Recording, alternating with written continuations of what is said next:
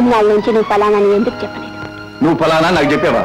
నాకేం తెలుసు శాంతి, నిన్న మొన్నటి దాకా నీకెంత తెలుసో నాకు అంతే తెలుసు. ఆ సర్వారాయుడు మాకెంత అన్యాయం చేశాడో నీకు తెలియదు. కొంత ఇది వరకు తెలుసు, మరి కొంత ఇప్పుడు తెలుసుకున్నాను.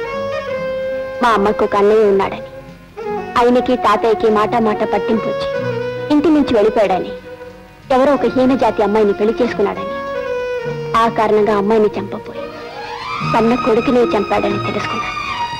ఆ తర్వాత మా అమ్మా నాన్న యాక్సిడెంట్లో చనిపోయారు. అప్పుడు తన కొడుకుని అలా దూరం చేసుకున్నాను, ఉన్న కూతుర్ని అల్లుడిని భగవంతుడు ఇలా దూరం చేశాడని మా తాతయ్య తనలో తను బాధపడిపోయాడు, కుమిలిపోయాడు. అదంతా కేవలం నటన. అతనిలో నిజానికి ఏ విధమైన మార్పు లేదు. ఆ మార్పే కనుక వచ్చి ఉంటే ఈ రోజు నన్ను చూడగానే గతాన్ని మర్చిపోయి మా అమ్మ దగ్గరికి వచ్చి క్షమాపణ చెప్పుకునేవాడు. అతనిలో మేము మేము అన్న అహం చావలేదు. ధనిక పేద అన్నంతరం మాయలేదు. నాకు జరిగిన అన్యాయాన్ని అంత తేలిగ్గా మర్చిపోను. అతని కళ్ళు తెరిపించి తీరుతాను.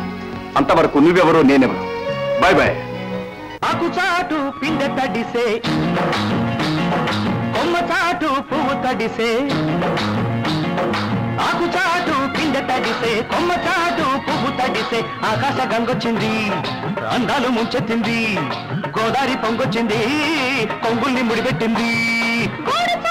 గువ్వ తడిసే